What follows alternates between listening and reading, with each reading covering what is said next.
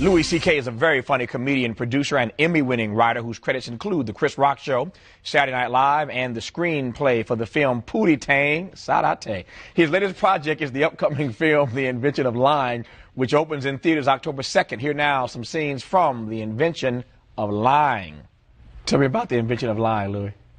Well, it's a movie directed by Ricky Gervais and Matt Robertson. They also wrote the screenplay together. And it's about a world, an alternate universe kind of, where nobody's ever told a lie. All like right. it's never occurred to anyone to do it. So this guy gets the power to lie. And because no one's ever done it, anything he says is taken as pure gospel. So it's a really well done premise. Yeah, imagine that, a world without lying. Yeah. Yeah. So what do you make of what our world would be like if nobody could lie? Well, there wouldn't be any pretense. Yeah. And there wouldn't be politeness. Yeah. There wouldn't be, imagination. People don't tell stories. People don't make up stories in that world. So the way they depict it in the film, it's very kind of drab, and people just get what they can. You work and you get some money, and then you die. So that's kind of what it would be like.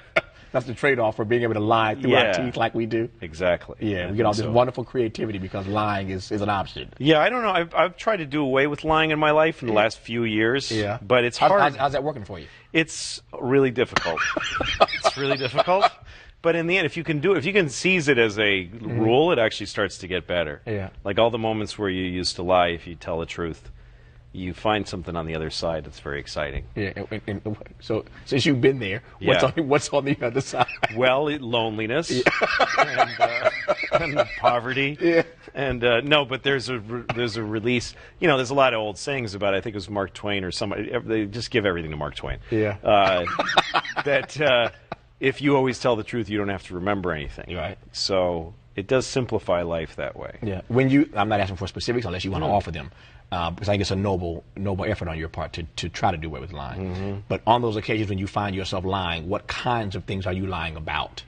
Well, when I was younger, I lied all the time because once you understand the power of lying, it's really like magic. Because you transform reality for people. Right. If you did something wrong and somebody says, "Did you do that?" you just go, "Nope," and you didn't do it.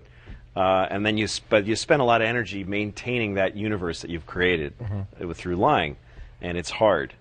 So I've started, like I had a friend recently say to me, did I do something to offend you, And I was tempted to lie and say, no, of course not, and continue our false friendship that never really quite worked. But instead I said, well, yeah, you alienate me every time I talk to you. You treat me like equal, and I hate being around you. Yeah. So I just said it, and he was a little stunned, but we worked it out. Yeah. And we're closer now. Yeah. So I think in the end, the truth is better. It's harder, but it's better. You think that, to your story now, and I'm thinking now of what was the film? How could I forget it? You Can't Handle the Truth, Tom Cruise, Jack Nicholson. Right. You think people could we handle being told the truth more often? Could we actually handle? Like your friend was stunned when you told him the truth. Yeah. I wonder if everybody talks about the virtue of being a truth teller. Yeah. But I wonder if we could actually handle being told the truth. I think we could if we did it all the time. I think I don't know about it as a virtue. I'm not sure because the truth is ugly. So most of the time, it's not a happy thing. But I think we could if it was a habit. I've started to try to make it a habit. So sometimes you try to find you pick a truth. That's one thing you can do. Yeah, pick a truth. Yeah, I have 2 kids, and my oldest is 7 years old, and she recently said to me. That she heard her friend's grandparents got put in an oven in Europe. That's all she was told. And I was like, oh, and she said, is that true? Do people put each other in ovens? Like she asked it that simply. And I kind of wanted to say, nope, it's never happened. Yeah. But I also didn't want to tell her, oh, yeah, sure, that was Hitler in the 40s and, anyway, and all these millions of people were killed, and now we just blow them up, and it's not even on television because you're watching Survivor. Yeah. But I picked a truth that I could say, which is I don't know if I should tell you that right now. Right. Like rather than making something up, you can also tell somebody, I need to hide the truth from you for a couple of years. And she said, okay. Yeah. She was like, yes, please. Well, kids, I hear your point, and that might be a strategy that works with kids. Yeah. Better than adults. Well, I don't know. Could you hear that from somebody? If you ask somebody a direct question about something with high stakes, and they said to you, I don't want to tell you. Yeah. I don't think. That'd be tough for not me. ready to know. Yeah, that'd be tough for me. I want to know. I want to know. Yeah, me too. I love truth. I wish I could know everything. Yeah. Ever. Like, that would be my wish. That's what I hope heaven is. Yeah. That they tell you who shot JFK and all that stuff. You want to know everything. Yeah. The truth about everything. Yeah. When did you know that you were funny? When did you know that you were going to make a living out of being funny as a stand-up, funny as a writer? When did the funny occur to you? Well, funny was from when I was a kid, I think, and I was an awkward kid. I wasn't popular, but I could break a class into laughter. I did that a few times when I was little. I think the first time I ever got a laugh, I was in 3rd grade, and the teacher was showing us the different parts of the skull. The skull has like 3 bones in it. I forget them all. But he named the first 2 bones, and he said, does anybody know the 3rd bone? And I said the noggin. Yeah. And everybody laughed. And that felt incredibly good. Yeah. And that was, to me, an addiction right there. So you've been hooked ever since? Yeah. Yeah. Yeah. And I didn't know you could make a living at it, but I just, nothing else worked out. Yeah. Did I read, I'm sure I read this somewhere, and I hope I don't believe everything I read, but I think this is true. English is not your first language? That's right, Spanish. Like, how? No, I don't mean how. I mean, I know how. I'm just like, I never, What makes that? had any I'm idea. curious. What makes that so surprising to you? It's just, because I guess it's the way that so many of us got introduced to you comedically. Yeah. I just never, it's possible, obviously. I just never thought of. Well, it's an interesting. I didn't process that way. My dad is Mexican, Yeah. and so I'm Mexican. I'm half Mexican.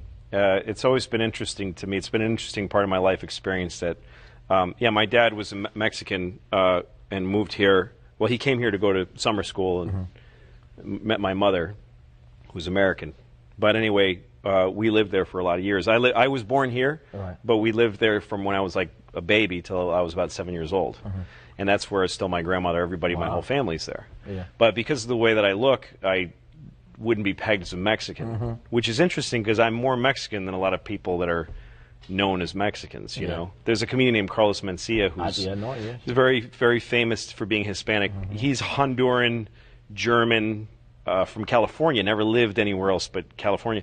I lived in Mexico. My dad's Mexican. I have a Mexican passport. I have citizenship there. And you're writing Pootie Tang. That's right. Yeah, see that's this? right. I think that's probably why it didn't connect for me. Yeah. Well, Mexico is, and I'm not trying to say this like you don't know anything, but what I understand is that Mexico is like here in terms of racial makeup. There's a lot of white Mexicans. Actually, my dad's Jewish, Hungarian, Mexican. Mexico's the land of immigrants like here. But they have more brown people because they didn't slaughter the Indians like we did. Like they didn't do as thorough a job of genociding their Indians. So the face of the Mexican is more often brown. And also people experience Mexicans as that brown guy that comes over and works in my house or whatever it is. They don't realize that they're surrounded by millions of white Mexicans. And also a lot of white Mexicans who stay in Mexico because they're having a great time because white people win everywhere. The moral of the story is that we're surrounded by Louis C.K.'s. That's right. That we know not of. That's right. Yeah. A lot of white Mexicans. My cousins all look like me. Yeah. But they don't speak English. Yeah. And the Louis C.K., how did that become your moniker? My Hungarian grandfather's name was C.K., but it's spelled, it looks like, it's a mess. It's S-Z-E-K-E-L-Y, and it sounds like C.K., though. Yeah. So I just cut it down. Yeah, thank you for that. Appreciate it. Sure. Because I'd have a hard time introducing you tonight. No, you don't want to see that. Yeah. No, never. I love, all my friends know this, I love Pootie Tang. I mean, it's a classic to me. What do you make of that now with some years behind you, looking back on it? Well, it's funny. I didn't know we were making something that people just love that guy. Yeah. There's something about that character people just love. And I love Pootie Tang. I don't think about him as much as I used to. It was a hard movie to make. Yeah. The studio thought they were making a real, like Austin Powers, and it wasn't that. I was making a very weird little movie. Yeah. But I didn't expect so many people to like it. To me, that's my favorite way for a movie to be popular. Yeah. Is this underground thing that most people don't know about, but people that do are very passionate about it. So, yeah, I'm happy that it's out there. Well, see, I knew you. We met before. Yeah. But having a chance to sit and talk to you, I learned more about you than I ever knew. About your background and about. So now I know where the name comes from. I feel like we're friends now. Yeah, we are friends. Well, I nice hope to so. meet you, friend. Nice to meet Yeah. you. See you again.